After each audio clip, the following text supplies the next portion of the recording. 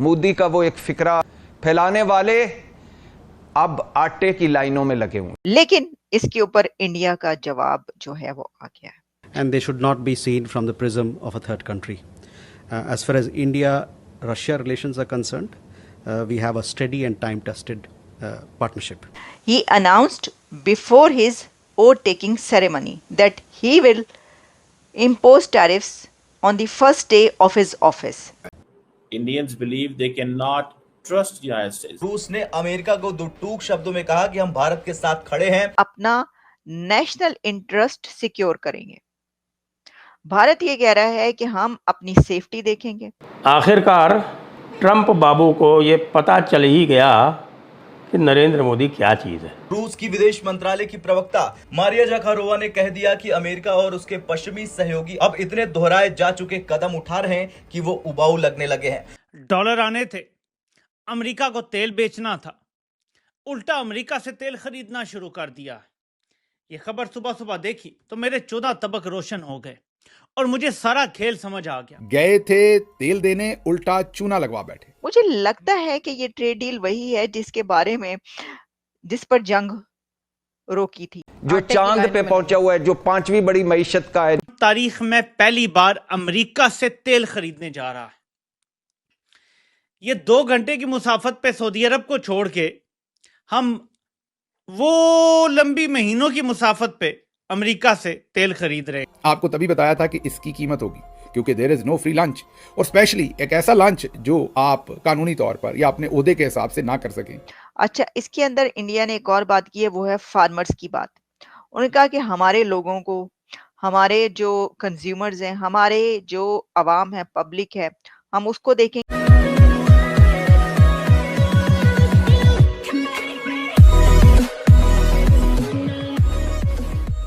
नमस्कार दोस्तों, अब यहाँ पर बात हो रही है इंडिया और रशिया के रिलेशन के बारे में।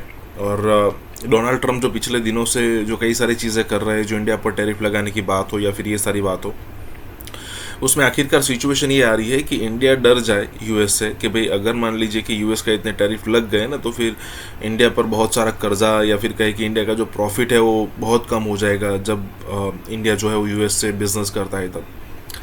और फिर हम पूछेंगे कि भाई आखिरकार आप चाहते क्या है, और यूएस कहेगा कि भाई रशिया से ऑयल लेना बंद कर दो, फिर हम कम कर देंगे या बंद कर देंगे। उसके बाद होगा ये कि डोनाल्ड ट्रंप पूरी दुनिया में चिल्ला चिल्ला कर बोलेगा और अपने जो वोटर्स है उसको खुश करने की बात करेगा। लेकिन यहाँ पर हुआ है उसका एकदम उल्टा।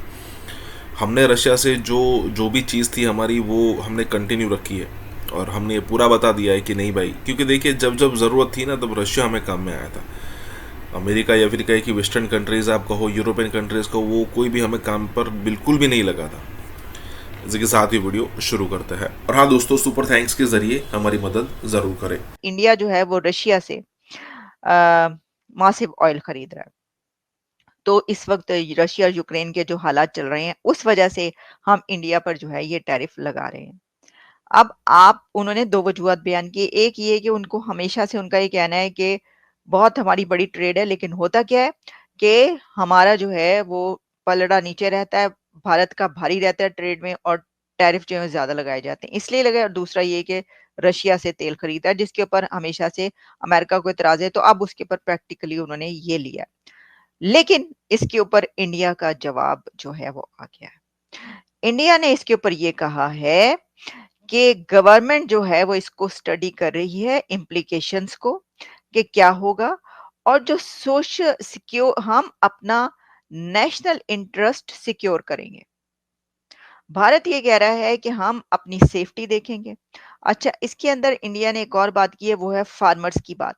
उन्होंने कहा कि हमारे लोगों को, हमारे जो कंज्यूमर्स हैं, हमारे जो अवाम है, पब्लिक है, हम उसको देखेंगे पहले कि उसके लिए क्या ठीक है, और हम अपना नेशनल इंटरेस्ट जो है उसको पहले सेव करेंगे, उसकी सेफ्टी देखेंगे, उसको सिक्योर करेंगे, और फिर हम ये देखेंगे कि इसके बाद हमें इससे क्या नुकसान पहुंच रहा है। साथ ही उन्होंने ये भी कहा है कि हम बात भी करेंगे, क्योंकि इसके ऊपर मैं देख रही थी कि क्या आ रहा है, तो उन्होंने ये लिखा है, मैं इसको जरा करीब करके पढ़ लूं तो मैं आपको बता दूं। हाँ, and India and the US have been engaged to negotiate on concluding a fair, balanced, and beneficial bilateral trade agreement over the last few months. We remain committed to that objective. इसका क्या मतलब है? इसका मतलब ये हुआ कि साथ ही वो ये कह रहे हैं कि आप बेफिक्र रहें, हम इसके ऊपर देख रहे हैं और इसको कैसे हल करना है हम ये भी देख लेते हैं। दो चीजें, एक तो उन्होंने जो है वो धड़ाके से ही कह दिया कि हमारा जो नेशनल इंटरेस्ट है हम उसको पहले रखते हैं, और दूसरा उन्होंने कहा कि हम इसके ऊपर काम भी करें। ज़ाहिर है डिप्लोमेटिकली इसी तरह बोला जाता है, वो जानते हैं पॉलिसीज को, उन्होंने इस तरह बोला। तो ये जी 2 बड़ी खबरें जो हैं वो इस वक़्त चल रही हैं जो मैंने आपके सामने पेश की हैं, और इसके मैंने सारे एंगल्स भी आपके सामने रख दिए हैं कि ये कोई इस तरह का सादा नहीं है मामला। इसको देखने की ज़रूरत है दोनों तरफ जो एंगल्स चल रहे हैं। अच्छा, अब एक तरफ जहाँ ये है, वहीं पर उसके अंदर मैं बताऊँ कि जो पाकिस्तान के अंदर खुशियाँ मनाई जा रही हैं, उस पे भी थोड़ा-सा ज़िक्र कर लें अगर आप, तो क्या ही इजाज़त दे दें अगर आप मुझे कि जी ओदे उत्ते की कर लेता जाए। अच्छा जी, वो कह रहे हैं जी बड़ी खुशी से पाकिस्तान ने खबर छापी है जियो में जी, भारत रूस से असलहा और तवानाई खरीदता है, उस पर 25% टैरिफ और इजाफी जुर्माना आयद करेंगे, ट्रंप ने कह दिया है। अमेरिकी सदर डोनाल्ड ट्रंप ने एक बार फिर भारत को सख्त तनकीद का निशाना बनाते हुए 25% टैरिफ जो है वो लगा दिए हैं। ये उन्होंने बड़ी डिटेल में लिखा है, लेकिन ये नहीं पता आपको शायद कि टैरिफ उन्हीं कंट्रीज पर लगता है जिनके साथ ट्रेड हो। आपके ऊपर टैरिफ कैसे लगेगा जब आपकी अमेरिका के साथ ट्रेड कितनी है? इंडिया के ऊपर ही टैरिफ लगेगा क्योंकि उसी की बड़ी जो है वो ट्रेड है, तो टैरिफ भी तो उसी के ऊपर लगेगा। तो ये जो आप कह रहे हैं, मैं देख रही थी शाहजेब खानज़ादा के प्रोग्राम में कि जी भारत पर टैरिफ आयद करके जोरदार झटका दिया है। भाई झटका उसी को दिया जा सकता है जिसके साथ ट्रेड होगी और टैरिफ लगेंगे। जिसकी ट्रेड ही नहीं होगी ओदे उत्ते टैरिफ की किन्ने लाने ने? उसके ऊपर टैरिफ कैसे लगेंगे मुझे आप ये बता दें। मतलब अक्ल को भी थोड़ा नाखून मान लें।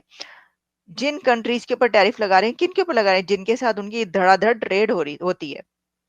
तो उन्होंने कहा कि जी ये जो है, हाँ ये बात ठीक है आप जो कह रहे हैं कि एक दिन ऐसा है जब पाकिस्तान तेल भारत को भी फरोख्त करी है, उन्होंने जान की कही है बात। प्रेसिडेंट ट्रंप ने ये वाली बात जो है ना वो लगा दी है उन्होंने इंडिया को कि भाई ये जो है पाकिस्तान को ऊपर रख रहे हैं, पाकिस्तान को जो है वो हमारा बड़ा करीबी दोस्त है वगैरह वगैरह। अच्छा, इसके कुछ रीजंस भी हैं, लॉजिक्स भी हैं। आपको पता है कि पाकिस्तान ने प्रेसिडेंट ट्रंप को नॉमिनेट किया है for the Nobel Peace Prize. और दूसरा एक और बात, वो कह रहे हैं कि जी बिल्कुल बंद करवाइए ये जो जंग है प्रेसिडेंट ट्रंप ने। तो इंडिया तो कह ही नहीं रहा, इंडिया नहीं कह रहा कि ये प्रेसिडेंट ट्रंप ने बंद करवाई है, वो कह रहे हैं नहीं। तो प्रेसिडेंट ट्रंप को मान ही नहीं रहे, जबकि पाकिस्तान मान रहा है। वो कह रहे हैं हाँ, तो जाहिर है कि फिर ये तो इस तरह तो होता है ना, इस तरह के कामों में क्यों उदास फिरते हो गर्मियों या सर्दियों की शामों में। तो वही जो है सूरत हाल है गर्मियों की शामों में कि एक रीजन इसके अंदर ये भी है। मैं आपको टैरिफ से की थोड़ी सी और डिटेल बताऊं तो आपको पता ही चलेगा कि मैं कह रही हूँ। देखिए वियतनाम जो है उसके ऊपर 20% टैरिफ है, जापान पर 15% लगाए हैं, फिलीपींस पर 19% है, यूके पर 10% है, इंडोनेशिया पर 19% है, ईयू पर 15% है, इंडिया पर 25% है, बांग्लादेश पर 35%। ये भी तो देखें ना, कई एक ऐसे कंट्रीज हैं जहां पर इंडिया से काफी ज्यादा जो टैरिफ है ना वो लगा दिया उन्होंने यानी चाइनीज ने जो बुलाया है, या चाइनीज गवर्नमेंट ने जो हमारे बड़े अबू जी यानी कि फील्ड मार्शल साहब को बुलाया है, तो क्या उन्होंने लंच के बाद हजबुला खिलाने के लिए बुलाया? मुझे भी ऐसे ही लगता है कि हो सकता है हजबुला वो दे दें। और जाहिर है कि अमेरिका में तो हजबुला नहीं मिलती होगी, तो चाइना में हो सकता है मिलती हो, इसलिए कि बहुत सी चाइनीज प्रोडक्ट्स ऐसी हैं जो भारत में मिलती हैं, तो हो सकता है भारत की कुछ प्रोडक्ट्स भी वहां मिलती हों। बहरहाल कई लोगों का कहना ये है कि जी पाकिस्तान और चाइना के बीच में जो दोस्ती है उसमें यकीनन अमेरिका में लंच खाना जो है वो कहीं ना कहीं थोड़ा सा प्रॉब्लम या थोड़ी सी दिक्कत जरूर दे रहा होगा। और उसका रीजन यही है कि चाइना जो है वो यकीनन परेशान होगा कि अब ये पाकिस्तान कौन सी गेम खेल रहा है। अभी तक तो हमने जी डबल गेम आपको पता ही हम अक्सर ही खेला करते हैं और जी हमारी आदत सी पड़ गई है। तो चाइना के साथ भी चाइना को यही खतरा होगा कि अगर चाइना के साथ दोस्ती है और अमेरिका के साथ भी दोस्ती बन जाती है तो पाकिस्तान किस तरह से अपनी चीज को या अपने फॉरेन पॉलिसी को लेकर चलेगा। लेकिन हाँ ये जरूर है कि जी कहा यह जा रहा है कि जो फील्ड मार्शल साहब गए चाइना तो वो ये बताने के लिए गए कि जी आप बिल्कुल फिक्र मत कीजिए, आपके जो वर्कर्स आ रहे हैं ना सीपीसी में काम करने के लिए, उनकी सिक्योरिटी के लिए हम लोगों ने हर चीज को हाई अलर्ट पे कर दिया है। यानी पहले जो है वो इनको बीएलए वाले और कभी टीटीपी वाले और कभी कौन जो है वो चाइनीज वर्कर्स को आपको मालूम ही है कि अक्सर ही बेचारों को टारगेट करते हैं और 2-4 को या कई बार तो उससे भी ज्यादा नंबर्स जो हैं उनकी जानें चली जाती हैं। तो उसके लिए जी पाकिस्तान ने कहा अब हम ये नहीं होने देंगे, हो ही नहीं सकता। लेकिन मैं ये बता दूं कि ये वाली स्टेटमेंट हम हर बार देते हैं और इतनी ज्यादा हमें आदत हो गई कि मुझे लग रहा है कि हमारे जो ऑफिशियल्स हैं या हमारी जो गवर्नमेंट है और हमारे जो भाई लोग हैं उन्होंने शायद ये स्टेटमेंट लिखवा के रख दी होगी अपने ऑफिस में और कहा होगा बस जी जैसे ही कोई चाइनीज को टपका दे तो ये स्टेटमेंट दे देना, हम होने नहीं देंगे, हम इन टेररिस्ट को पकड़ के रहेंगे, हम इन्हें कहीं जाने नहीं देंगे, ये चाइनीज पे हमला नहीं कर सकते, हमने उसको हाई अलर्ट पे कर दिया, ये कर दिया, वो कर दिया। यही बातें सुन सुन के मुझे लग रहा है चाइनीज गवर्नमेंट जो है उनके भी कान पक गए होंगे और पक के अभी गिरने वाले होंगे कि उन्होंने कहा होगा इनको बुला लो और इनसे पूछो कि भैया ये बताओ कि अमेरिका में जो है वो जो आप रोटी खाकर आए हो, जो आप लंच करके आए हैं, तो उस बीच में बात क्या हुई? क्योंकि जाहिर है कि ऐसा तो हुआ नहीं होगा कि डोनाल्ड ट्रंप ने फ्री में रोटी खिला दी और कोई डिमांड नहीं की। हो सकता है उन्होंने कहा कि जी अगर हम ईरान पे अटैक करेंगे तो आपने एकदम खामोश रहना है, और अगर हम मतलब इजराइल को आपसे कहें कि इजराइल को आप तस्लीम कर लीजिए तो फिर कर लीजिएगा। लेकिन क्या बात हुई है पता नहीं। लेकिन पाकिस्तान ने क्या सोचा था कि पाकिस्तान के जो फील्ड मार्शल साहब हैं, यानी जो सबसे ऊपर की पोस्ट, वैसे मैं इन्हीं को समझती हूँ, वैसे कहा तो ये जाता है कि ये गवर्नमेंट के अंडर होती है, इनकी जो इंस्टीट्यूशन है वो गवर्नमेंट के अंडर होती है, हर चीज ये गवर्नमेंट से पूछ के करते हैं, लेकिन होता उल्टा है, ये तो सभी जानते हैं, ठीक है ना। तो इसलिए मुझे उस बहस में पढ़ने की जरूरत ही नहीं। वैसे ही मैं आपको पता है कभी मेरा चैनल बंद करते हैं तो कभी कुछ, कभी मेरा बैंक बंद कर देते हैं, कभी क्या कर देते हैं। तो इसलिए मैं ये बता रही थी कि इन्होंने सोचा होगा कि जी ये जाएंगे और ये लंच खाएंगे तो उसके बाद क्या सोचा कि चाइना क्या कहेगा, सरदार, यानी कि चाइना जो इस वक्त हमारा सरदार है, सबसे ज्यादा पैसा तो इस वक्त चाइना का ही यहाँ पर सीपीसी में लगा हुआ है और अभी हम और उम्मीद लगा रहे हैं कि चाइना अभी हमें और पैसा देगा। लेकिन ये कि वो जाकर अमेरिका में लंच करेंगे और चाइना क्या कहेगा, चाइना हमारा सरदार है, वो क्या कहेगा, सरदार बड़ा खुश होगा, शाबाशी देगा? जी नहीं, सरदार बुलाएगा और पहले तो हजमुल्ला की गोली देगा और उसके बाद कहेगा कि अब बताओ बेटा कि क्या हो रहा है। तो फिर जाहिर है कि बताना तो पड़ेगा ही। लेकिन अब बात सारी ये कि चाइना से एक बार फिर हम ये उम्मीद लगा के बैठे हैं कि वो कुछ पैसे और देगा। आसिफ मुनीर यहाँ बैठा हुआ है और जूते खा रहा है। मजा आ गया देखकर। पूरा सोशल मीडिया भरा हुआ है यहाँ पर ये दिखाने के लिए कि आसिफ मुनीर को कैसे लाते पड़ रही हैं, घूसे पड़ रहे हैं और थप्पड़ पड़ रहे हैं। मजा आ गया देखकर भाई, क्योंकि इन्होंने डबल प्ले करने की कोशिश करी पाकिस्तानियों ने, और ये रियल लाइफ जियोपॉलिटिकल थ्रिलर है जो मैं अपने आंखों के सामने देख रहा हूं। भाई जयशंकर जी आए थे, क्या स्वागत हुआ था, मजा आ गया देखकर। और वहां पर डील्स करके गए हैं और यहां पर ये आदमी आसिफ मुनीर यहां पर हीरो बन के आया था और उसको पता लगा ये तो एक सिर्फ पैदा है छोटा सा जिसकी कोई वैल्यू नहीं है। और general Munir, so called field marshal of Pakistan, publicly humiliate हो रहा है। चाइना ने एक ही बात बोली, भाई तुम्हें पैसे हमने दिए, तुम्हारा सीपैक के अंदर हमने तुम्हें पैसे दिए हैं, तुम्हारी तरक्की कराने के लिए काम किया है, और तुम नोबेल प्राइज शी जिनपिंग को नहीं बोल रहे हो, डोनाल्ड ट्रंप को बोल रहे हो कि तुम्हें नोबेल प्राइज दिया जाएगा। हथियार तुम्हें हमने दिए, कोऑर्डिनेट्स हमने दिए, सैटेलाइट की इमेज तुम्हें हमने दी, और न्यूक्लियर जो तुम्हारा युद्ध है उसको करवाने के लिए जो कुछ चाहिए था हमने दिया, फाइटर प्लेन भी हमारे, और नोबेल प्राइज डोनाल्ड ट्रंप को। और ग्वादर का जो एरिया है वो तुम हमें बेच चुके हो और उसी को उठा के तुमने अमेरिका को बेच दिया पैसे लेने के लिए, वो भी क्रिप्टो की तुमने उनके साथ डील कर ली। और इसके साथ साथ 10 चीजें और भी हैं जो उनको आईना दिखाया गया इसको। रीजन बीइंग ये यहां पर आया था आसिफ मुनीर पैसे मांगने के लिए कि सीपैक के ऊपर थोड़े से और पैसे हमारे ऊपर नौछावर किए जाए।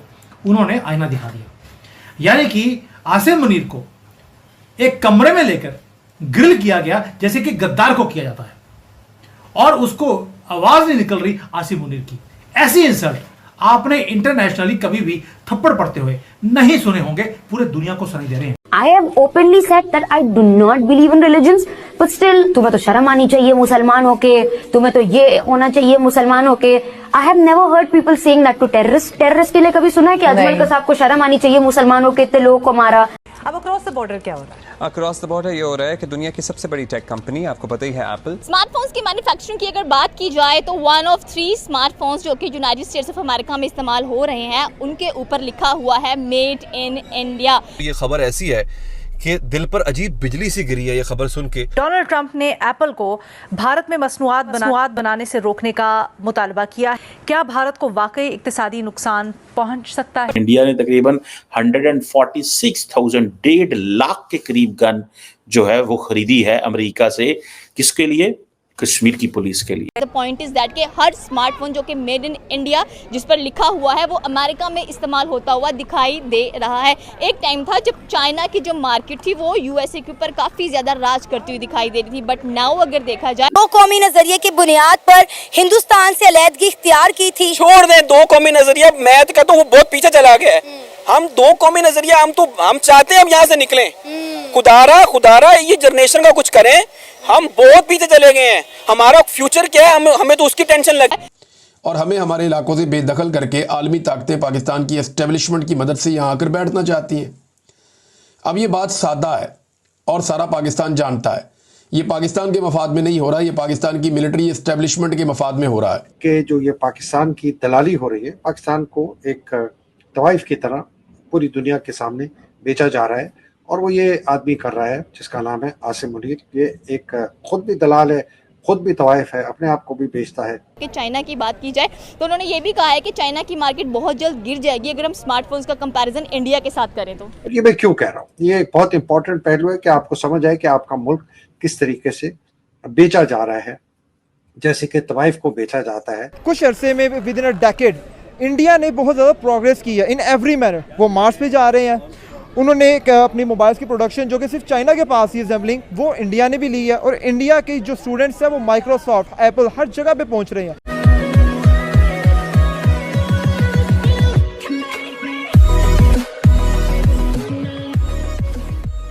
नमस्कार दोस्तों, अब यहाँ पर बात हो रही है एप्पल कंपनी के बारे में कि पूरी दुनिया में जितने एप्पल फ़ोन बिक रहे हैं ना उसमें से 3 में से एक फ़ोन मतलब 33% जो उसका मैन्युफैक्चरिंग है वो इंडिया के अंदर किया जा रहा है। अब इंडिया के अंदर कई सारे पॉलिटिशियन हैं जो ये कहते थे कि भाई मेक इन इंडिया जो है वो फेल है, ये आगे नहीं बढ़ पाएगा। वो राहुल गांधी वाली स्पीच अगर आपको याद हो तो बताते थे कि वो जो मेक इन इंडिया का जो लोगो है जिसमें वो एक शेर बना है मशीन वाला, तो वो चलता रहता है घड़ी जैसा। देखने वाली बात यह है कि एप्पल अब उस हिसाब से इंडिया के अंदर आ चुका है कि ट्रंप ने उसको धमकी दे दी। ट्रंप ने एप्पल को धमकी दे दी कि भाई अगर आप ऐसा यूएस के अंदर उसका जो है वो मैन्युफैक्चरिंग अगर नहीं लाएंगे तो हम आपको इतनी पनिशमेंट देंगे। फिर भी जो एप्पल के जो मैनेजमेंट है उसने मना कर दिया।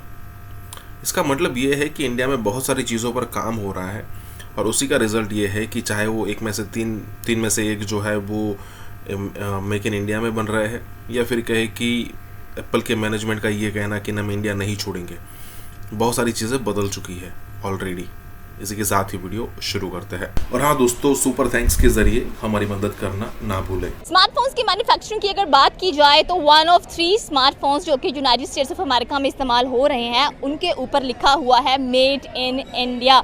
इंडिया आईफोन तो मैन्युफैक्चर कर ही रहा था, साथ में अगर सैमसंग की बात की जाए वो भी मैन्युफैक्चर कर रहा था, but the point is that कि हर स्मार्टफोन जो कि मेड इन इंडिया जिस पर लिखा हुआ है वो अमेरिका में इस्तेमाल होता हुआ दिखाई दे रहा है। एक टाइम था जब चाइना की जो मार्केट थी वो यूएसए के ऊपर काफ़ी ज़्यादा राज करती हुई दिखाई दे रही थी एंड इंडिया ने काफ़ी बूस्टअप किया है अपनी जो स्मार्टफोन्स की मैन्युफैक्चरिंग है उसको यूनाइटेड स्टेट्स ऑफ अमेरिका के अंदर 36% पर पहुंच गई है। सवाल हमारा बेसिकली है कि अगर हम ट्रंप की बात करें तो ट्रंप टोटली अगेंस्ट है आईफोन की मैन्युफैक्चरिंग जो कि इस वक्त भारत पर हो रही है और उसने स्पेशल एक वार्निंग भी दी है टीम कुक को कि भाई अगर आप आईफोन की मैन्युफैक्चरिंग इंडिया में करेंगे तो मैं आपके ऊपर 25% टैरिफ लगा दूंगा और आपकी जो कंपनी है वहाँ पर इतना ज़्यादा कह लेंगे कमा नहीं पाएगी। But the point is that कि ट्रंप इंडिया के इतने ज़्यादा अगेंस्ट क्यों है, जबकि चाइना की बात की जाए तो उन्होंने ये भी कहा है कि चाइना की मार्केट बहुत जल्द गिर जाएगी अगर हम स्मार्टफोन्स का कंपेरिजन इंडिया के साथ करें तो।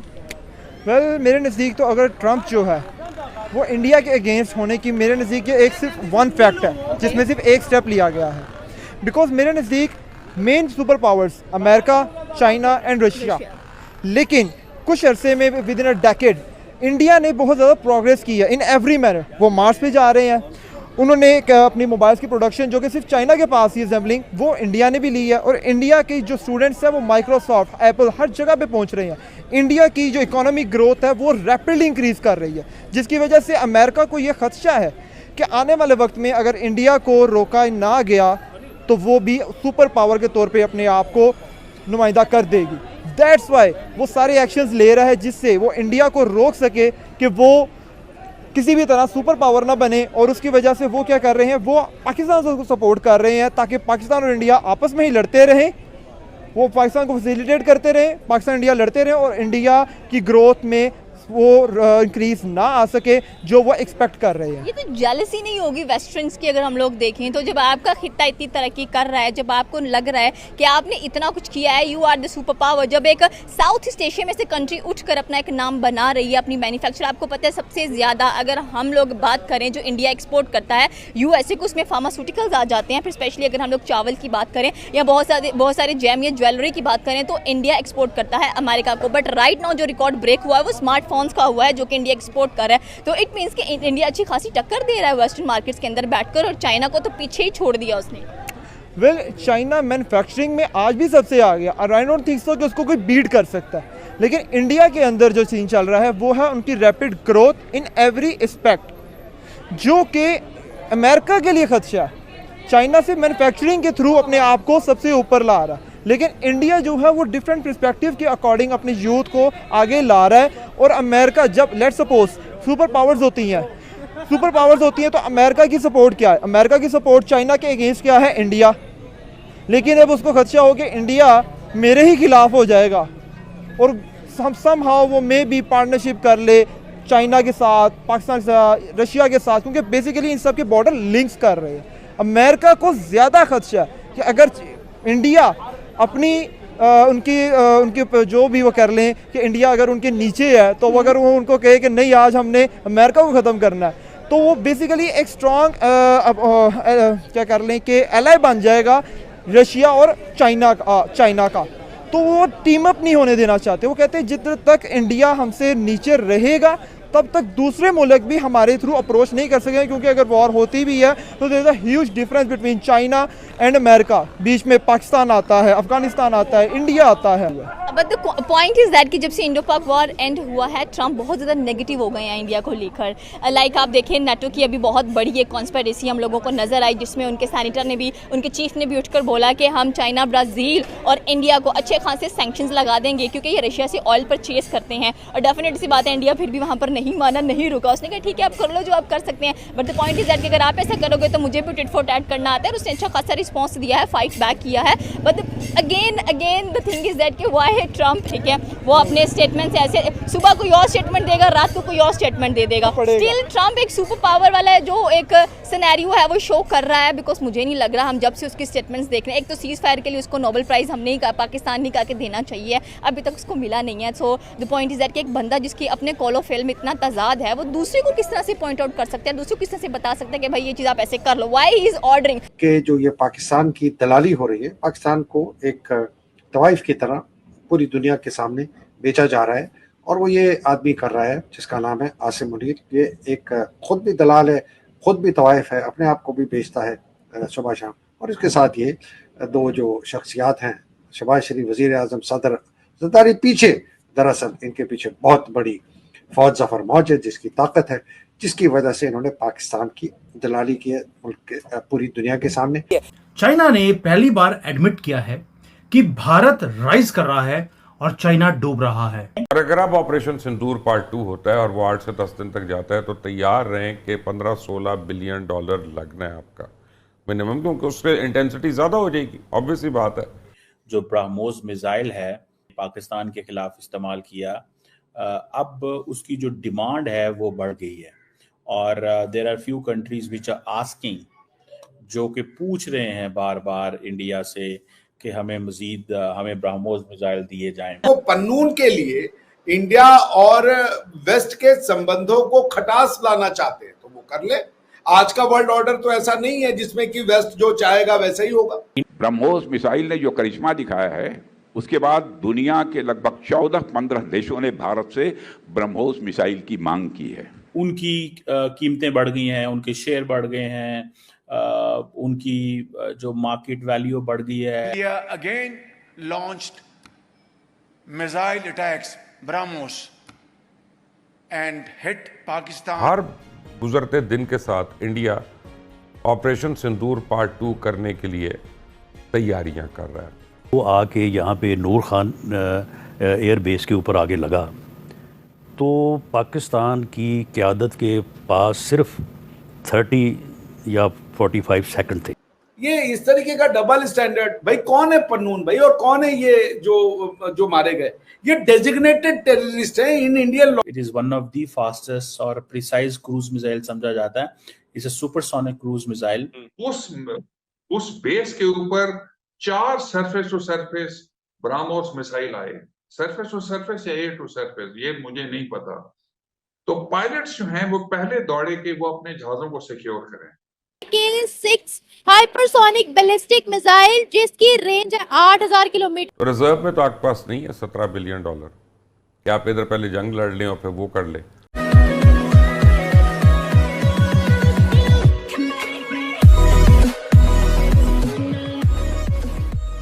नमस्कार दोस्तों, अब यहाँ पर बात हो रही है ब्रह्मोस की। अब ऑपरेशन सिंदूर में जो हमने पहले स्ट्राइक की थी, तकरीबन 25-26 मिसाइलें जो फेंकी थी 9 जगहों पर, और सभी अपने टारगेट को यहाँ पर मतलब कि टच किया था उसने, या फिर वहाँ जाकर भड़ाम किया था। अब जो भी हो, लेकिन उसके बाद जिस तरीके से, और उसके बाद बहुत सारी चीज़ें ब्रह्मोस को लेकर कई सारे इंफॉर्मेशन मार्केट में आई, और उसमें एक चीज़ बहुत कॉमन थी कि ब्रह्मोस की एक्यूरेसी बहुत ही पिन पॉइंट है, बहुत ही पिन पॉइंट।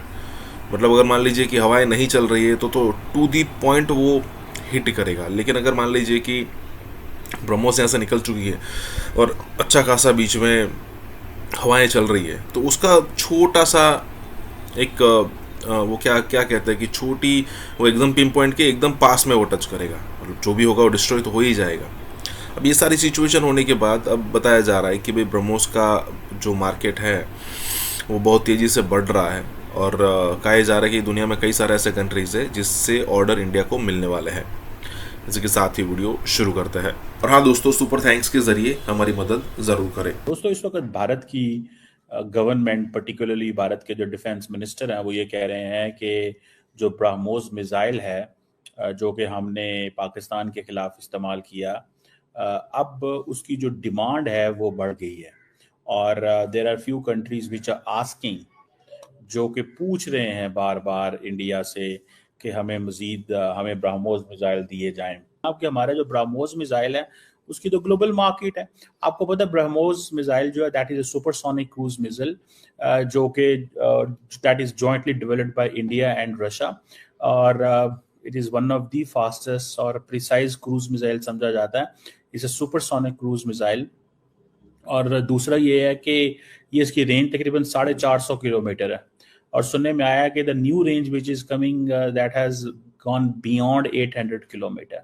सो जो अच्छा, इसमें यह है कि ये land and sea submarine, land sea में शिप्स और सबमरीन जो है उसमें ये है। और सुनने में आया कि ये जो Su-30 जो है उसमें भी इस्तेमाल किया जा सकता है अगर एयर से करना हो तो। और ये इसके अंदर एक, जिसे वो कहते हैं ना, कन्वेंशनल वॉरहेड ले के जा सकता है, ये तकरीबन 200-300 किलोग्राम, और पोटेंशियली न्यूक्लियर भी ये लेके जा सकता है। और ये इसकी जो गाइडेंस सिस्टम है उसमें GPS लगा हुआ है। और अगर मैं आपको बताऊं कि ये थोड़ी सी बात इंपॉर्टेंट है कि इसका जो गाइडेंस सिस्टम है, जिसमें मैं GPS सिस्टम की बात कर रहा हूँ, ये कोई इतना आसान काम नहीं होता मिसाइल को इंटरसेप्ट करना, बातें करना बहुत आसान होता है। सो पहली बात तो ये है। सो दूसरा ये है कि ये जो मिसाइल है ये हाई स्पीड है, प्रिसीजन है, और इसकी ये है कि ये टेरेन भी समझ आता है। और इंडिया ने पहले, आपको पता है, फिलिपाइन को ये ब्रह्मोस दिया है, वियतनाम और आप कुछ सुना मिडल ईस्टर्न नेशंस भी मांग रही हैं। और ये एक इनका सक्सेसफुल मिसाइल सिस्टम ज़रूर है, लेकिन कितने मुल्क मांग रहे हैं, क्या मांग रहे हैं, ये तो अब राजनाथ सिंह साहब को ही पता है, उनको आई होगी रिक्वेस्ट। लेकिन वो कह रहे हैं जी कि ये जिसे वो कहते हैं ना कि इस चीज़ के करने से हमारी दुनिया में मार्केट बढ़ेगी। सो ये मुझे ऐसे लगता है कि that is something which is interesting. और इस चीज़ को जारी बात है वो समझते हैं, इंडियंस बहुत अच्छे से समझते हैं कि इसका क्या मीनिंग है, क्या इसकी सिग्निफिकेंस है।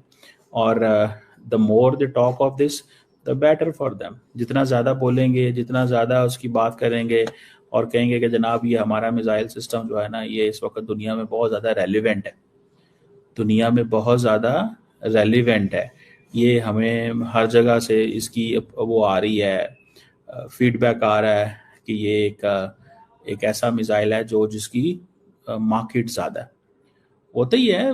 और इंडियंस भी तो चाहते हैं, क्योंकि वो जो इनका आत्मनिर्भर भारत की बात करते हैं कि हमें जो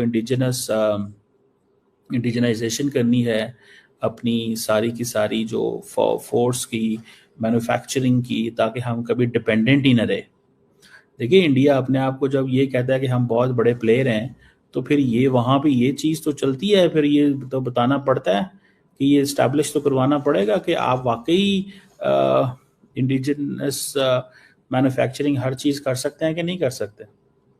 और अगर आप नहीं कर सकते एंड यू आर डिपेंडेंट, जैसे अभी देखिए रशियंस हैं, तो वो ऑलमोस्ट इंडिपेंडेंट है ना, उनको कोई किसी किस्म की परवाह नहीं है कि कोई उनका चाइना उनके साथ खड़ा होता है या नहीं होता। तो इंडिया बेसिकली ये चीज़ें जो है वो चाहता है कि हों, हम मार्केट में अपने आप को मशहूर कराएं कि हमारी बड़ी डिमांड है इस वक्त।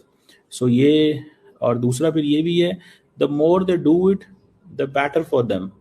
वो जितना ज़्यादा करेंगे उनके लिए अच्छा है, बिकॉज उससे उनकी एक लार्जर आती है, पोजीशन जो है वो इस्टेब्लिश होती है कि जनाब हम देखें, हम इतने काबिल हैं और हम ये कर सकते हैं और ये चीज़ें बना सकते हैं।